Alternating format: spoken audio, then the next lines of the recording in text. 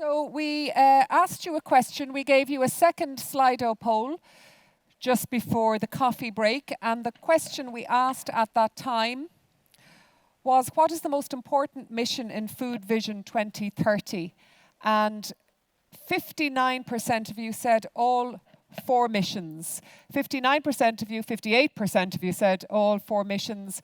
And after that, now it's going down, 57%, 17%. So mission 1, if we were to look at the 4 missions, mission 1, a climate smart, environmentally sustainable agri-food sector, of the 4 missions individually, was the one that got most votes. But the majority of you, 58%, said all 4 of them. So we're moving on now to looking at mission 1 and mission 2, which is essentially delivering for the environment and delivering for primary producers. We have a panel here, but before we get into the panel discussion, I would like to invite Minister Pippa Hackett to give the opening address.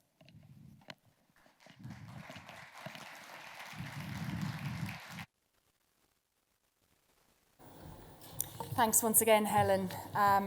And yes, it is still morning. Good morning, and look, I am delighted here to open this panel discussion on delivering for the environment and for primary producers, missions 1 and 2 of Food Vision 2030. As you are all aware, the Irish agri-food sector is Ireland's oldest and largest indigenous industry. It employs about 165,000 people, represents about 7% of total employment. And at primary production level, we have some 137,000 farms, over 770,000 hectares of forest, over 2,000 fishing vessels, and some 180 aquaculture sites, and produce from the primary production level an estimated €8.5 billion worth of output in 2019. As we heard earlier, Food Vision, through a food systems approach, recognises the importance of the 3 pillars of sustainability: environmental, economic and social, and highlights the key role agriculture has to play in protecting both our climate and environmental credentials. Food Vision recognises the environmental challenges ahead for the agri-food sector and the need for change. And we heard earlier this morning from Laura Burke of the EPA that unfortunately our environmental indicators continue to go in the wrong directions. As the predominant land use in Ireland, we have about 2/3 of our land in Ireland under agriculture. Agriculture exerts significant pressure on water and air quality. Changes in agriculture, forestry and fishing activities have also impacted on biodiversity on land and at sea. Facing into the decade to 2030, the agri-food sector can and must make significant and urgent improvements in its environmental footprint. With all of its stakeholders working together, the sector can take the steps necessary to improve its environmental performance and protect and enhance its reputation as a sustainable producer of quality food. Mission 1 of Food Vision is for a climate-smart, environmentally sustainable agri-food sector, and we saw that in the poll. This is defined as a climate-neutral food system by 2050, with verifiable progress achieved by 2030, encompassing emissions reductions, carbon sequestration, and enhanced biodiversity, air quality, and water quality.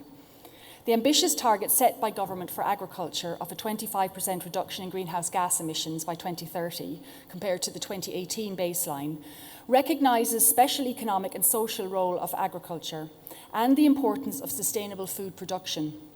I believe this target reflects a challenging but ultimately achievable ambition for the sector. There are already actions identified and in progress which will contribute to reducing emissions. These are being embraced by farmers as we speak. In fact, some are leading the field in this regard. And while scientific and technological solutions are evolving, we must continue to support our research. We will continue to work with stakeholders through the mechanisms established under Food Vision 2030. Jerry Boyle and Thea Hennessy, who will speak later in the programme, are leading stakeholder discussions on detailed plans to manage the sustainable environment footprints of the dairy and of the beef sectors, as recommended by Food Vision. My department's intention is to take those plans and update our Ag Climatised roadmap in the context of our Climate Action Plan obligations. Working across the relevant government agencies, we will chart a course for the sector. The The role of Origin Green in monitoring and driving improvements in environmental sustainability and demonstrating this to customers and consumers is crucial, and we will strengthen Origin Green as well as other sustainability supports to reflect the higher level of ambition for the agri-food sector. However, the challenge will not be met by relying solely on the plans or programmes of government agencies. From farmers, fishers, processors and producers, all the way to retailers and the consumer, we will have to take a partnership approach, working together to make our food systems more sustainable. There's also a clear recognition of the key role that agriculture can and will play in relation to decarbonising our energy systems. There will be significant opportunities like anaerobic digestion and solar energy, which will provide opportunity for farmers who wish to consider additional income sources while contributing to our energy systems. Mission 2 of Food Vision is for a viable and resilient primary producers with enhanced well-being. So we need competitive, profitable primary producers with improved economic and social sustainability to support prosperous and vibrant rural and coastal communities.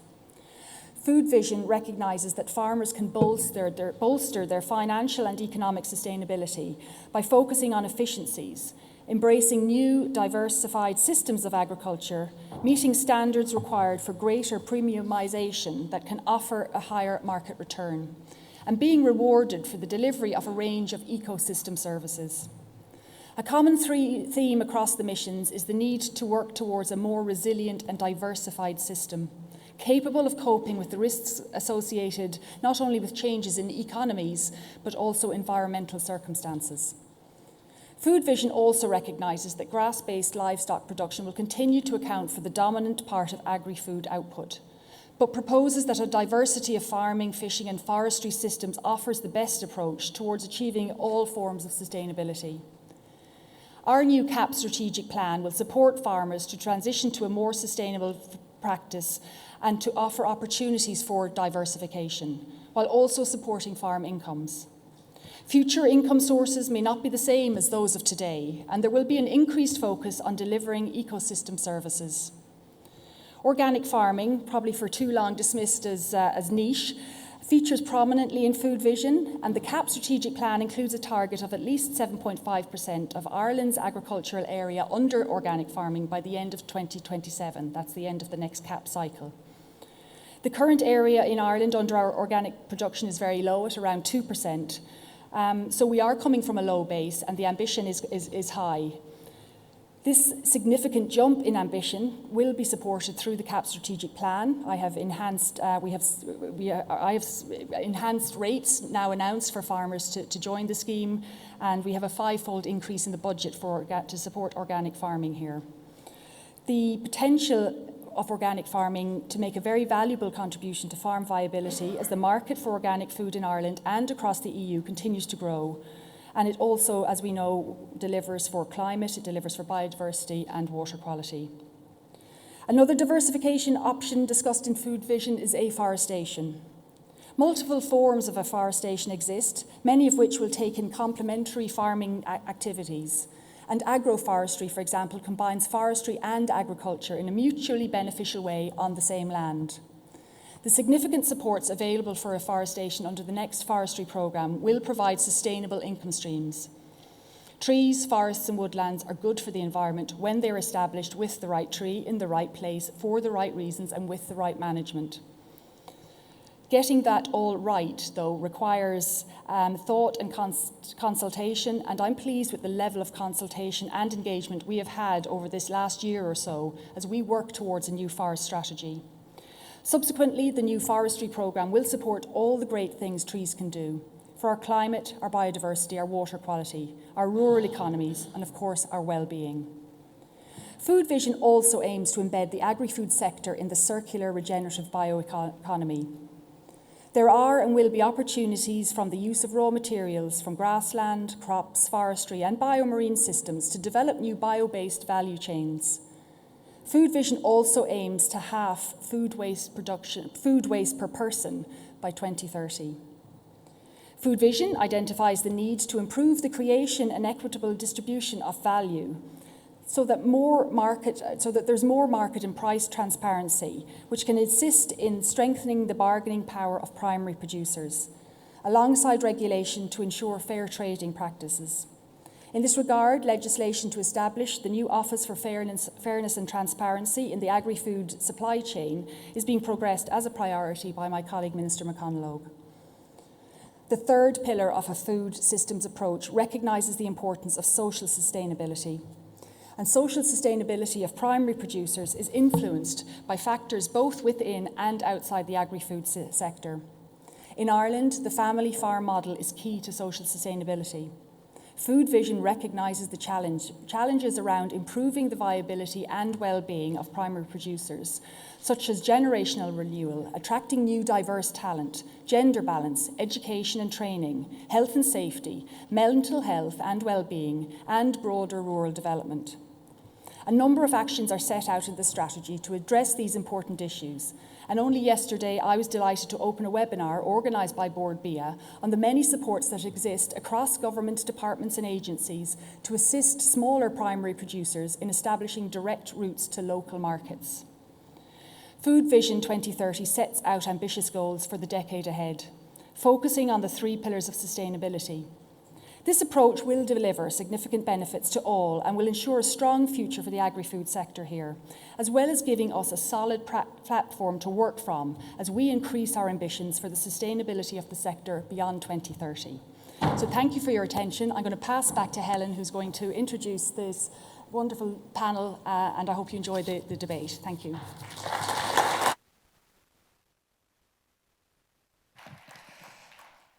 Thank you, Minister. So we'll start by introducing you to our panel. We have Caroline Bocquel, who is Interim CEO with Bord Iascaigh, Edwina Love, Principal Officer, Department of Agriculture, Food and Marine, Michael Murphy, Interim CEO with Bord BIA, and Frank O'Mara, Director of Teagasc. We're looking at, as the Minister mentioned, so we're looking at missions 1 and 2, so we're looking at delivering for the environment and delivering for the primary producer. So again, the same format as the last time. We're going to give the same questions to each of you and give you the same amount of time to answer them. So Caroline, I'm going to come to you first then. When it comes to delivering for the environment and delivering for the primary producer with Bord Iascaigh, how will you support the implementation of both of these missions? And are there any particular priorities that BIM would have? Thanks, Helen. I think it's important to say that when Food Vision was first developed, it was against a backdrop of considerable uncertainty with respect to Brexit. That uncertainty hasn't been entirely resolved, but it has certainly been made much more complex by the challenges that have been produced recently, particularly the energy crisis, in common with all of the food-producing sectors. This has meant for BIM a renewed and urgent focus on all types of sustainability, economic sustainability, as well as environmental and social sustainability. In supporting the implementation of Food Vision 2030, we have aimed to build both resilience and sustainability into all of our actions. One of the areas that we've started to focus on is a dedicated sustainability standard for seafood. There are many sustainability standards, but not one dedicated for seafood. We see the tremendous economic benefit that this can produce for consumers. We're already producing premium products in the seafood area. For example, salmon, almost 100% of our salmon is already organic. And we can see that if we have this independently assessed standard, that this will be hugely helpful, and we'll have that very shortly. We are working to get that baseline data on our carbon footprint. Lots of people have talked this morning about the need for more data. We're very close to establishing what that footprint is for seafood, but we do know that seafood has an inherently low carbon footprint. We know, for example, in aquaculture that it has one of the lowest carbon footprints of any of the animal proteins. So this is a tremendous advantage that seafood has. But as Sean mentioned earlier when he spoke, there are huge challenges for the sector. We are absolutely looking at a reduced resource. We have to look at being really smart about how we optimise the value from that resource and also harness that sustainability. The Brexit Adjustment Reserve has been hugely helpful. This has arisen from the Seafood Task Force. I have to acknowledge the work that was done by Sean O'Donoghue and our former chairman, Kieran Callinan, in working with that task force to develop the recommendations that came from that and the actions from it. Funding was secured by the Minister under the Brexit Adjustment Reserve. And that has been a hugely important tool for the industry in implementing not only Food Vision 2030, but dealing with the significant challenges that are there. The industry has accepted, with some difficulty, but they have absolutely accepted the need to reduce the size of our fleet in order to rebalance the resource that's available with the fleet, as Sean has said, with a significant reduction in that resource. So we have a voluntary permanent cessation scheme at the moment. That has been also balanced with 2 temporary schemes to help address the challenges that have been presented as a result of that reduction in quota. But these schemes, which are very much trying to mitigate the impacts of Brexit, have also been balanced with schemes to promote development in the sector. So we have 3 schemes in processing, aquaculture, and in the blue economy, which is for very small enterprises, for coastal communities. And they're really about developing the sector. So what they're looking to do is develop efficiency, improve competitiveness. We heard this morning about the need to use new technology, so it's bringing new technologies.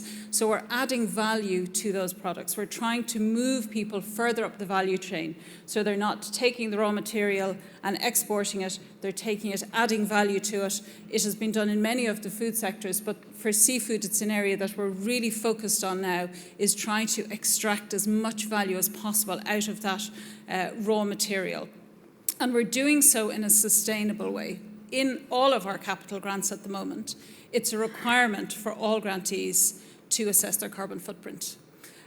This is something that we have found that they've welcomed. They're not finding it hugely challenging.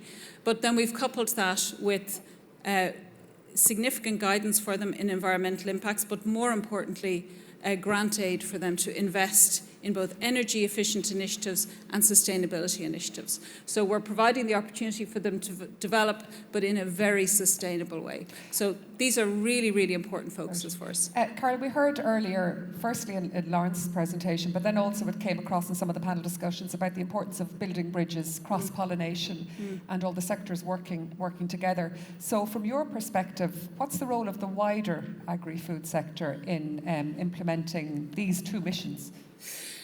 I think we have to do it all together. I think sustainability is a common theme. There's a lot of learning from across the sectors.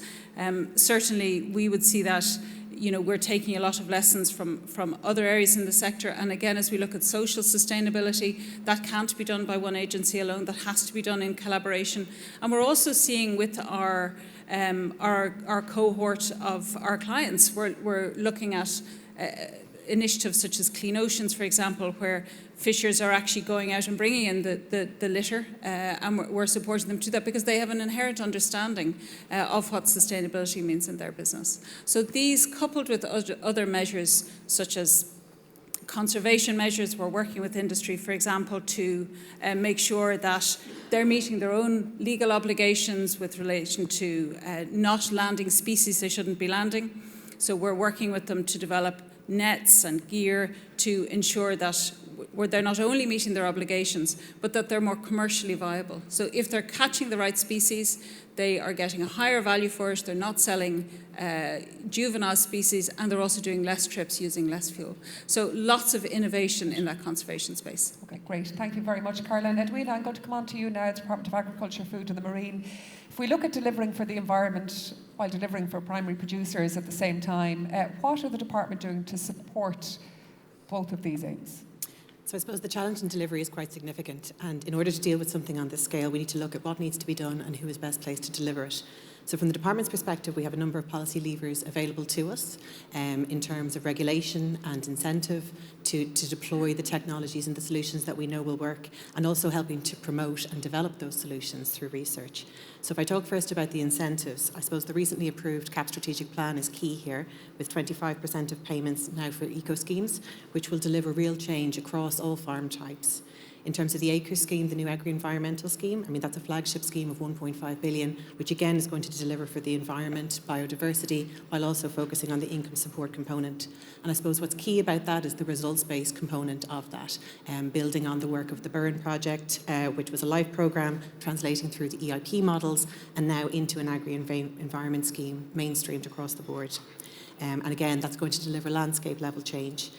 There's, as Minister Hackett outlined, an uplift in support for organics. We have a 5-fold increase in funding to help us achieve the target of 330,000 hectares by the end of the CAP period.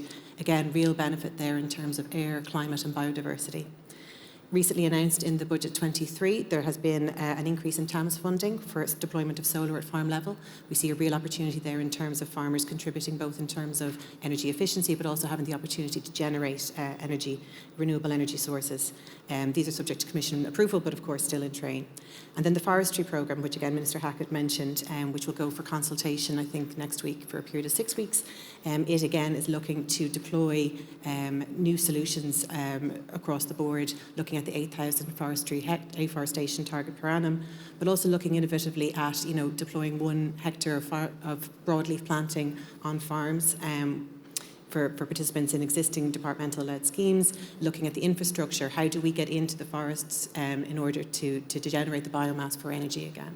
So these are all huge initiatives that are underway and considerable funding. In terms of regulation, I suppose the best example there is in terms of the nitrates, where we've seen through the recent revision the lower allowances, the increased focus on low-emission slurry spreading technology, and also narrowing the period in which slurry can be spread in order to try and maximise utilisation. And the fertiliser register, that will be key in that place as well, looking to drive down excess usage. I think in general the market has constrained fertiliser use this year, and certainly we would hope to see that as part of a longer term trend going forward. I think Frank may talk to it later, but in terms of the deployment of less and those kind of initiatives, we are seeing very positive results on the ground. So translating that then into the national inventory will be key.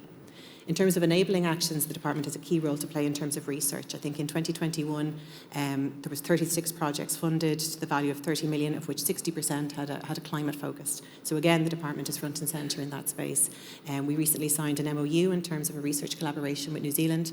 A call was issued, I think, for a fund of up to 6 million, and awards will be made from that. So again, we're looking internationally to see what other countries are having the similar issues with us and how can we partner to learn from each other. And I think it's worth noting that between the funding that the department provides for research, the work that the Teagasc does and the funding they provided in relation to that, and obviously the work that our universities and colleges are doing, that Ireland is now recognised as one of the highest in terms of scientific research capacity in relation to agriculture science, but also dairy and animal science. And then lastly, I suppose there's a monitoring piece in that Bill Callanan is the chair of the Environmental Working Subgroup, which reports into the HILEC for the Food Vision Group. And that group is charged with looking at the indicators, both identified through the SEA process for Foodwise or for Food Vision, but also looking at the impact of implementing these measures on the key environmental indicators. And that group will submit its first report, I think, in the coming weeks. Thanks. Edwina, that's the department. So if we look then in the wider agri-food sector, what role do they have to play in these missions in delivering for the environment and delivering for the primary producer? So I suppose Food Vision is clear. It's about targeting an increase in value without an increase in volume, which requires less inputs, which means deploying those technological solutions through knowledge transfer. And this isn't something that can be done through government intervention alone. It absolutely requires a whole of government, whole of industry response. And I think there's good examples of the ground of how that's already happening. We've heard already about the sustainability piece becoming more important to consumers, and consumers are prepared to adjust their behaviour accordingly, but they need everybody to do their bit. And I think from a farming perspective and food producing perspective, it's important that those win-win solutions are deployed. So I think industry absolutely has a role in terms of reinforcing that message and supporting farmers both within and outside the farm gate.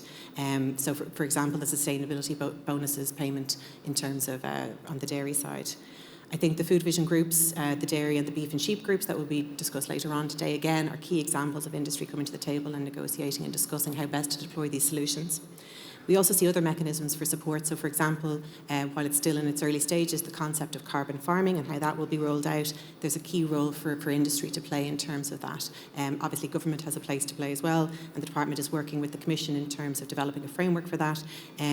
But ultimately, participating in it and rewarding farmers for the actions that they're taking on the ground will be key, and industry will be front and centre. And also in terms of, I suppose, looking at the government decision regarding the sectoral emission ceiling, front and centre within that 25 25% target assigned to the sector was also a commitment to the delivery of a 5.7 terawatt hours in terms of indigenously produced biomethane. And again, the industry has a role to play there in terms of incentivising or supporting farmers in a transition to looking at that as a viable income source, but also for industry itself in terms of looking at its own heat usage and displacing fossil fuels in terms of if for those who are large gas users. And then just lastly, it's the collaborative process, and I think the ASAP programme provides a very good evidence base of how that can work when all stakeholders come around to the table and work to engage with farmers to communicate these messages. Great, that's great. Thanks, Edwina. Very thorough reply. Michael, from Board BIA's point of view, what can Board BIA, or what are Board BIA doing to implement missions 1 and 2? On mission 1 in particular, a lot of that is where we're responsible is around Origin Green. And for everybody, I think is aware, Origin Green is Ireland's national sustainability programme from farm through processing to retail and food service. And it's the world's only national sustainability programme for a food industry globally. And Pat Murphy outlined how it's making an impact at consumer level or at customer level, where customers are giving it the kind of the gold standard in terms of a sustainability program to deliver into their businesses. So gaining a lot of traction. The key areas where we are working on within Mission 1 are, some of them are already complete and others are on track. And really I draw your attention to the Origin Green membership and particularly the Origin Green Gold Award. So we have an Origin Green membership at company level of over 300. We introduced a gold standard or an Origin Green Gold really to drive those standards to a superior level. And Minister Hayden presented 56 companies in September with their Origin Green Gold standard. And that's like superior standards around sustainability. So it's really driving those on. We've also introduced mandatory emissions targets within the Origin Green programme for companies. So again, driving those changes at a company level. And also in terms of making sustainability part of the business strategy of a company. We launched a Sustainability Leaders Acceleration Programme last week, where we had the leaders of the food industry putting themselves through an executive education programme on sustainability. And that's really about helping that group of companies to make the right investments and right decisions around sustainability for the future. So setting those companies up for being able to take those big calls around sustainability. And we've the first cohort has started. We have another 4 cohorts, 2 next year and 2 the following year. So those are on their way. Also, we need to support companies in the adjustment. So it's in terms of modules around specific areas of improvement in terms of reducing their impact and also coaching them around that. So providing them with support to actually achieve those and to set even more challenging targets within that side. And those around everything from science-based targets, water, biodiversity and others. So again, driving significant change within that. And it's crucial that we have the data to prove the changes that we're making and the improvements we're making, because that's what our customers are looking for. And I had the pleasure of being in with Nestle and Veve and Barry Callebaut in Zurich last week. And those companies are clearly calling out that they want more data on their Irish supply base. So they're actually asking for us to give them the data on the dairy supplies for a company, and then for that company's farmers within it to demonstrate the impact that that's making, so they can actually also contribute to their impacts within it. So that's all data is playing a significant role there. On Mission 2, which is really about the viability of our primary producers, and we talked earlier about the primary producers are taking a lot of the heavy lifting within this area. Again, supporting that group through the ESDAS scheme and the EBLAS scheme in terms of getting them that's now a license to actually supply certain customers, whether it's the retailers in Britain or others. They want that level of it. So it's, again, driving improvements and constantly using those to demonstrate where we're at with regard to our state. And we're building into those now animal welfare modules which demonstrate the animal welfare conditions that are available on Irish farms. We've piloted those and we're really impressed with the results coming through on that. Also in terms of helping farmers to access these schemes and to use these schemes effectively within it, we have 55,000 farmer members now of our quality insurance and sustainability schemes, and we're now in the process of moving to one primary producer standard. So most of the work is developed on that standard. We'll go into consultation next year with technical advisory committees, and then we hope to launch a single farm standard that covers all enterprises on a farm. And I believe that's going to contribute to some of the work on the Climate Action Plan in terms of having a carbon footprint per farm, as opposed to where we're at the moment we have a carbon footprint per kilo of meat or per kilo of dairy solids. So a lot going on there. I would like to kind of capture the concept of I'm really optimistic about Foodwise and what it can achieve for our industry. And at the moment, we've got these big forces around climate change and also around Ukraine, and that bringing security of supply to the fore within that. Our biggest customers in the world are now really focused on making alignments with sources of ingredients. And we need to be the preferred source of those ingredients. And I believe that Food Vision and what we're doing on Origin Green to demonstrate and have the data to prove that will actually position us well for all of the things that we're going to have to do around environmental sustainability to improve the social sustainability of our primary producers. And you went through the list of what Board B are doing. From the point of view of the wider agri-food sector, what would you like to see done? I think that I'd put them into two boxes. I'd put it into collaboration and into communication. And on collaboration, there is really a good basis on collaboration. The whole Origin Green system has been set up on the AIMS database that we've developed from the 1990s, working with Teagasc on the science of building the carbon navigator within that. And with ICBF in terms of, so that whole collaboration has went a distance. It now needs to move up another level. And Frank, myself and others are talking about how we can achieve that. I believe we can, through the carbon footprint, we can actually move to a carbon footprint per farm and then help a farm to actually make that progress forward. In terms of the modules that we've developed to help farmers to make those changes, I think Teagasc can actually even put that on steroids in terms of using their advisory network to really develop that. If I just can touch on the communication bit here, Edwina spoke about both the incentives and the regulation to make significant change within that. And that's really important within it, and I think CAP and all of that has really some really great work there. But I think we also need to win the hearts and minds of farmers. There's the emotional piece of farmers actually doing the right thing. And from what I know of farmers, every farmer I know wants to leave the farm in better condition than they got it.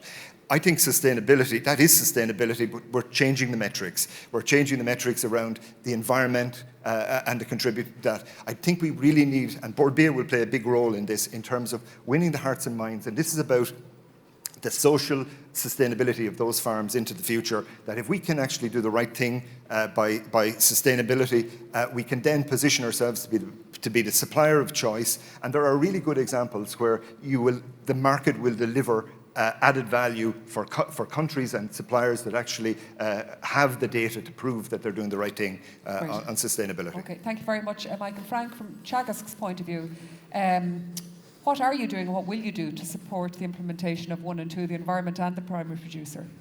Okay, thanks Helen, and good afternoon everybody. So look, just two opening comments. I think, first of all, you can't separate environmental and economic and social sustainability. And these two missions come together, they really encapsulate the three of those. So I think they have to be seen as one roadmap to deliver on the two. And if you deal with one to the exclusion of one or two of the others, well, you'll be on a road to nowhere.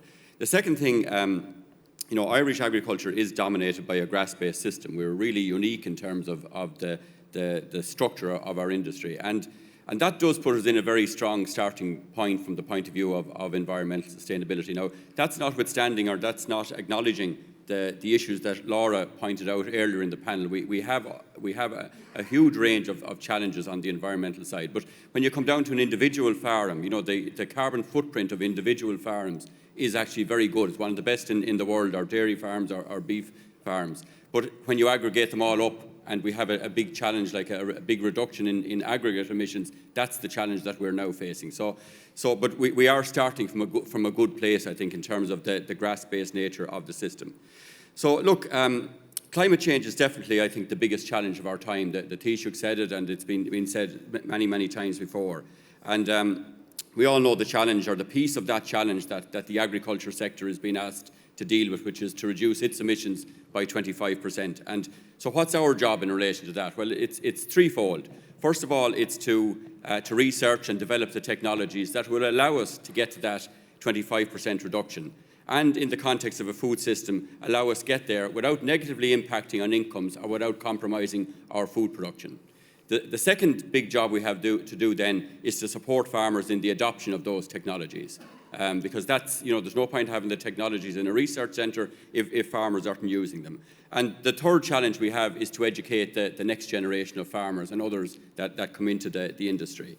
So look, I think we have a very, very big challenge in those jobs, because if we look first of all at do we have enough technologies to get us to the 25% target, the answer is no, we don't. Like, we have a MAC with a certain number of technologies currently available, but that's not going to get us there. So there's a job to be done in terms of developing enough technologies to allow us to meet that target.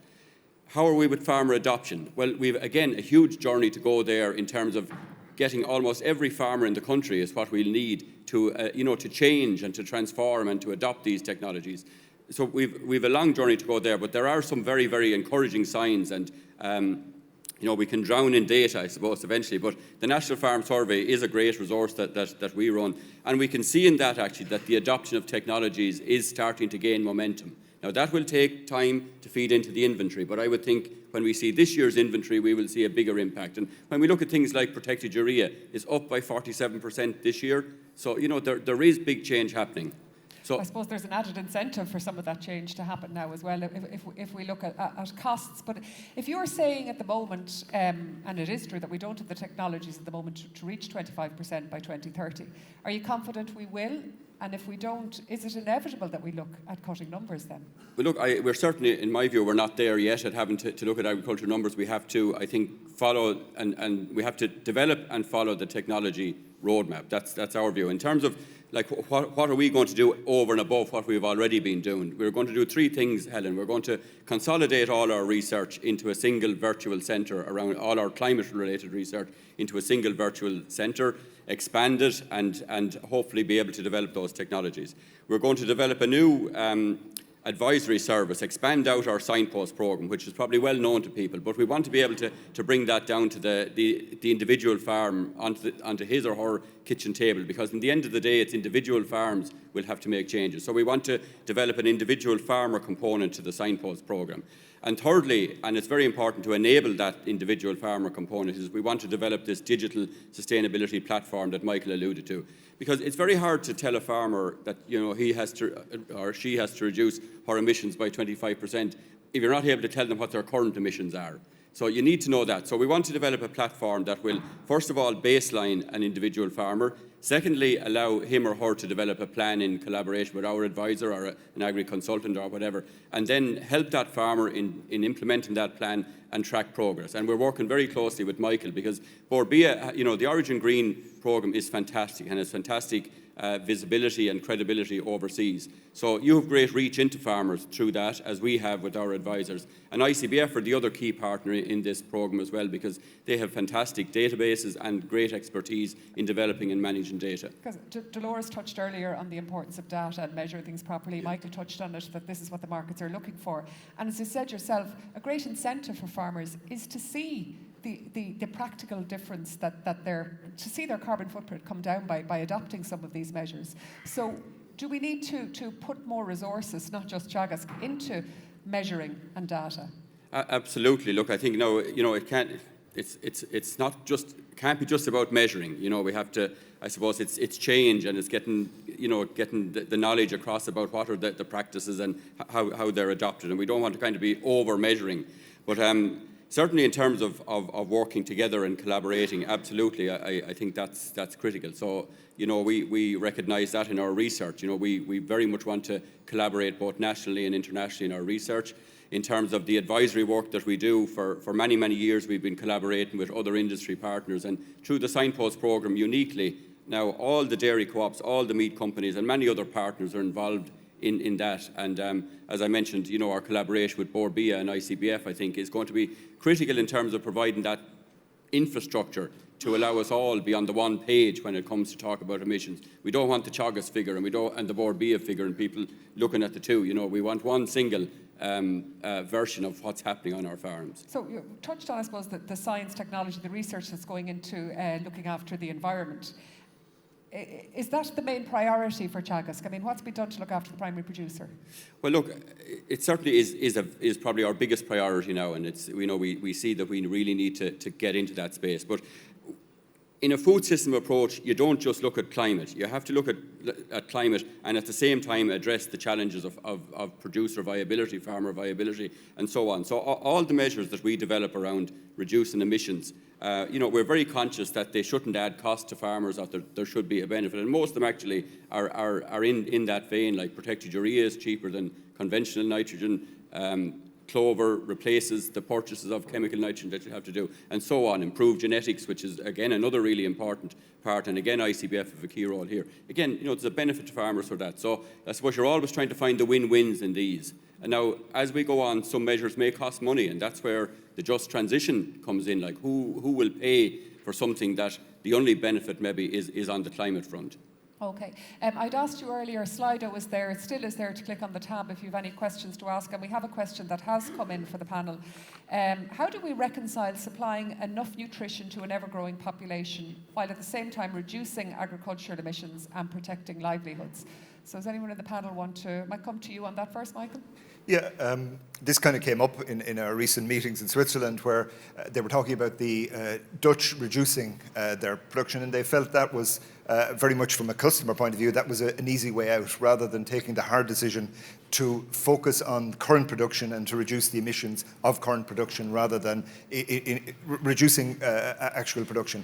I think those two have to marry together because we're going to have a never-increasing global population, and there's an increased demand particularly for protein within that. So I think reducing production is not a solution. I think we need to make the production we produce less environmentally impactful and more nutritious to feed a growing population. So I don't think they're actually fighting each other. I think we can work on both of them at the one time. Okay. Edwina, do you want to come in on that? Yeah, similarly, and I suppose picking up on Frank's point there, we need to follow the science here, and I think there are technological solutions coming, particularly towards the end of the decade. If you look at something like feed additives, yes, it has to be trialled, it has to be researched, it has to be safe, but there are huge steps being taken in terms of providing solutions to that delivery of production and addressing emissions. Of course, we can't continue in a situation where emissions are going in the wrong direction and the basic indicators are going in the wrong direction, but through deploying the solutions that we have in train now, we see those indicators start to turn around. I think we'd have a much better story to tell. Thanks, Edwina. And Frank? Well, look, I think if these two cannot be one at the expense of the other, if we can only reach our emissions target by significantly reducing our food production, we'll have failed, I think, in terms of delivering on Food Vision 2030, and just failed as a country. Because if every country took that route, well, where would the world be in relation to food security? So, look, the whole thrust, I suppose, what we're doing in our research and advisory work is to allow that to happen, that we can develop technologies that can be implemented on farms that won't reduce food production. Great. And will reduce emissions. Okay, thank you very much. I'd like to thank our panel, Caroline, Edwina, Michael and Frank. Thank you all very much.